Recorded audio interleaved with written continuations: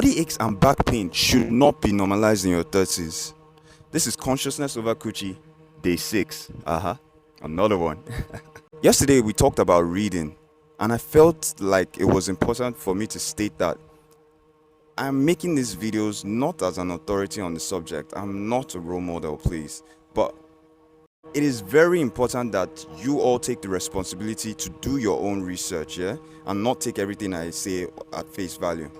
The knowledge is out there. Today we're going to be talking about core muscle training, core exercises, okay? Your abdomen is basically encased in a muscular box. There's the abdominal part, which involves a layer of multiple muscles covering the front and sides of your abdomen. The back part, which involves muscles that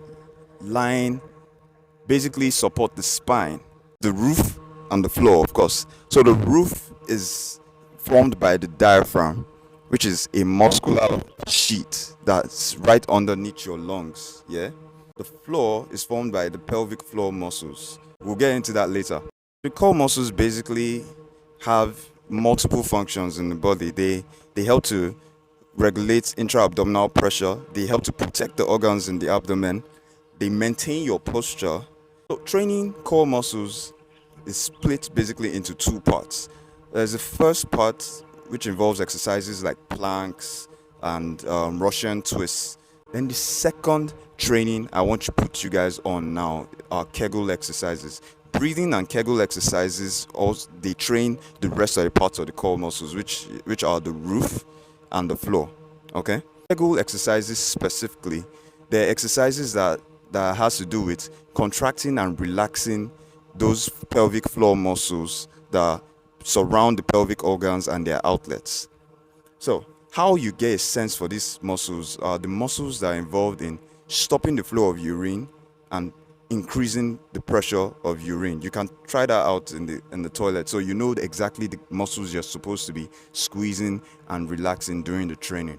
Core muscles, obviously, aside the six-pack aesthetic that most people chase, are also beneficial for many other things in the body, and different studies have come up over the years. There's this particular study that suggested that core muscle training could reduce the symptoms of chronic low back pain, which is very important. I know a lot of people experience that.